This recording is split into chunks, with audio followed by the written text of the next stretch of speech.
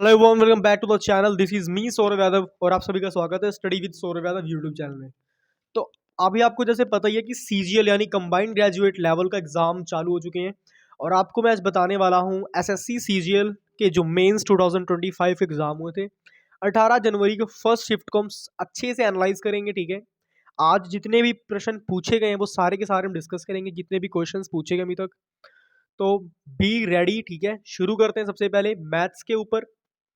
और अगर बात की जाए मैथ्स के क्वेश्चंस कैसे आए थे, वो इजी टू मॉडरेट के लेवल के थे। जो फ्रेशर्स लोग हैं उनको इजी टू मॉडरेट लगेगा, पर जिन्होंने प्रैक्टिस सेट लगाए हुए हैं, पीवाईक्यू सॉल्व करे हुए हैं, उनके लिए इजियर साइड था। मतलब मैथ इस बार इजी आया हुआ था। क्लियर होगी बात सभी को? तो जिन्होंने पहली बार पेपर दिया है, ऑब्वियस सी बात है, फर्स्ट टाइम एग्जाम देना, वो भी कॉम्पिटेटिव एग्जाम जिसमें लाखों बच्चे फॉर्म भरते हैं, लाखों बच्चे आते हैं और कुछ चुनिंदा बच्चे ही सिलेक्ट होते हैं। तो आप सभी को बताना चाहता हूं कि जिन्होंने पहली बार एग्जाम दिया उनके लिए इजी टू मॉडरेट ही रहेगा, पर जिन्होंने पीवाईक्यूज दिए, मॉक टेस्ट लगाए हैं, अच्छे से प्रिपरेशन जिनकी अच्छी होगी, उनके लिए मैथ इजी साइड ही था। क्लियर? आगे देखते हैं। 26 से 27 क्वेश्चन यानी 26 to 27 question based on previous year paper. कहने का मतलब अगर 26-27 क्वेश्चन प्रीवियस ईयर पेपर के पूछे जा रहे हैं, it means a lot of weightage of marks. मतलब बहुत अच्छा मार्क्स है, वेटेज है। ठीक है, बहुत अच्छे नंबर गेन करने का एक मौका आपके पास है। क्लियर? अभी तो सिर्फ एक शिफ्ट हम डिस्कस कर रहे हैं, आने वाली जितनी भी शिफ्टें होंगी सारी की सारी हम डिस्कस करेंगे। घबराना बिल्कुल भी नहीं है, अच्छे से हर चीज़ की प्रिपरेशन करेंगे, एक अच्छा आइडिया लेकर चलेंगे और एक अच्छे हौसले के साथ, एक जोश के साथ हमने सभी पेपर को अच्छे से क्लियर करना है और मन लगा के अपनी तैयारी करनी है। क्लियर? अब 26-27 क्वेश्चन प्रीवियस ईयर पेपर के बेस में थे, यानी प्रीवियस ईयर एग्जाम जो उनसे हुए थे उन्हीं के क्वेश्चन के ऊपर 26-27 क्वेश्चन बने हुए थे। क्लियर? अब बात करते हैं प्रोबेबिलिटी। प्रोबेबिलिटी भी आपके मैथ्स का ही एक चैप्टर है, बेस्ड ऑन कॉम्बिनेशन। कॉम्बिनेशन के ऊपर क्या था? परमोटेशन कॉम्बिनेशन आपने सुना ही होगा। तो जो आपके क्वेश्चन आए थे वो बेस्ड ऑन कॉम्बिनेशन के ऊपर आए थे। इतना क्लियर हो गया सभी को? अब देखो आगे वाला आता है स्टैटिस्टिक्स। जो स्टैटिस्टिक्स है ये class 9th 10th 11th 12th, मतलब चारों साल स्टैटिस्टिक चैप्टर आपके एनसीईआरटी में भी पढ़ा होते हैं। आपको बताना चाहता हूँ स्टैटिस्टिक्स से इजी आया था, समझ रहे हो, इजी आया था। और पूछा गया था, मीडियन पूछा गया था। क्लियर? मीन मीडियन मोड होता है ना, तीन होते हैं, तो आपसे पूछा गया था बीच वाला, पूछा गया था मीडियन पूछा गया था। क्लियर होगी बात सभी को? चलिए आगे फटाफट डिस्कस करते हैं। One question of allegation and one question calculative simplification. यानी एक क्वेश्चन आपका एलिगेशन से आया हुआ था और एक क्वेश्चन आपका कैलकुलेटिव सिंप्लीफिकेशन से आया हुआ था। क्लियर होगी बात सभी को? आप कैलकुलेटिव सिंप्लीफिकेशन को सीआईबी लिख सकते हो। क्लियर होगी बात सभी को? अब देखो आगे देखते हैं सिंप्लीफिकेशन के ऊपर। सिंप्लीफिकेशन के ऊपर लेंथली के से आए थे क्वेश्चन, वो भी दो पूछे गए थे। क्लियर होगी बात सभी को? अब देखो बात करते हैं रीजनिंग के ऊपर। तो अगर रीजनिंग हम बात करें, उनका क्वेश्चन का पॉइंट ऑफ व्यू कैसा था या क्वेश्चन किस बेस पे थे, तो रीजनिंग का जो था वो थोड़ा सा हार्ड था, हम उसे मॉडरेट बोल सकते हैं। क्लियर? जो रीजनिंग था वो मॉडरेट का था, मतलब ना ज़्यादा मतलब इजी था ना ज़्यादा टफ था, मतलब बीच बीच में ही था रीजनिंग। क्लियर? और देखो चाहे रीजनिंग हो चाहे मैथ्स हो, you have to do practice. Clear? अगर आपके पास एक इनफ प्रैक्टिस नहीं होगी तो फिर दोनों चीज़ें करना बहुत टफ हो जाती हैं, क्योंकि चाहे प्रीवियस इयर्स पेपर के रिलेटेड ही एग्जाम पूछे गए हों, पर सीधी सी बात है उनकी जो डिजिट होंगी वो चेंज होंगी। ठीक है, उनके क्वेश्चंस को लिखने का तरीका चेंज होगा। एज इट इज़ कोई भी पेपर में क्वेश्चन नहीं आता है, स्पेशली मैथ एंड रीजनिंग।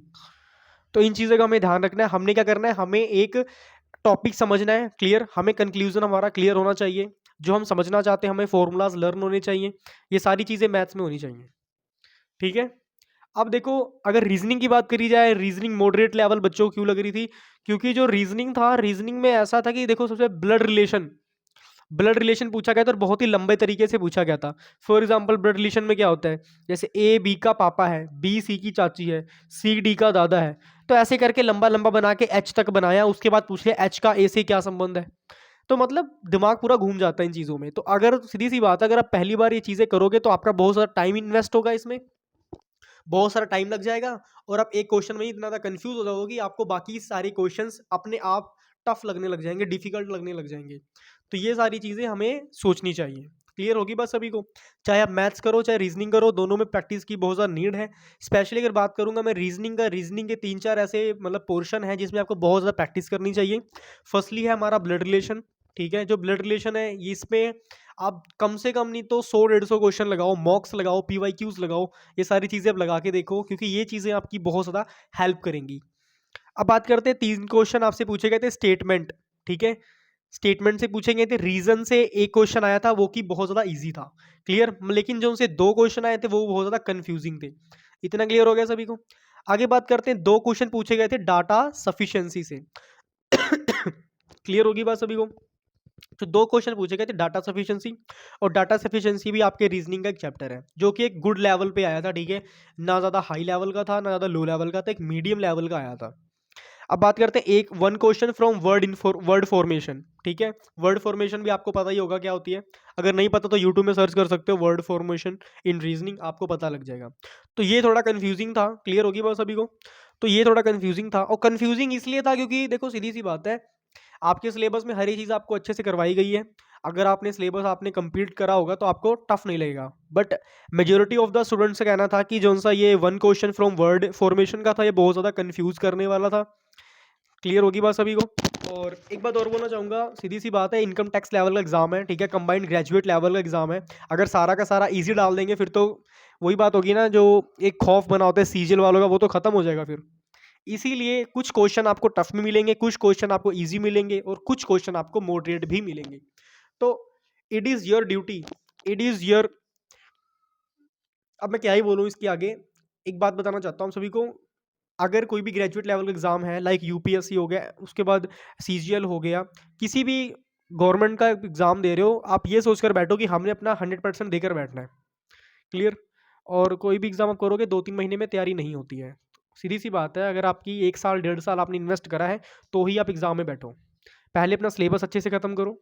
ठीक है, फिर अपने पीवाईक्यूज लगाओ, फिर मॉक्स लगाओ, देन उसके बाद पेपर में बैठो। 100% पेपर आपका क्रैक जरूर होगा। चलिए आगे बढ़ते हैं। चलिए आगे आ चुके हैं हम। इंग्लिश के ऊपर डिस्कस करते हैं। इंग्लिश का पेपर कैसे आया था। इंग्लिश के पेपर इजी टू मॉडरेट आया था, यानी कि पहले के क्वेश्चन बहुत ज़्यादा इजी थे, उसके बाद वो ऑटोमेटिकली फिर धीरे धीरे मॉडरेट लेवल पे क्वेश्चन हमें मिलने लग गए थे। क्लियर।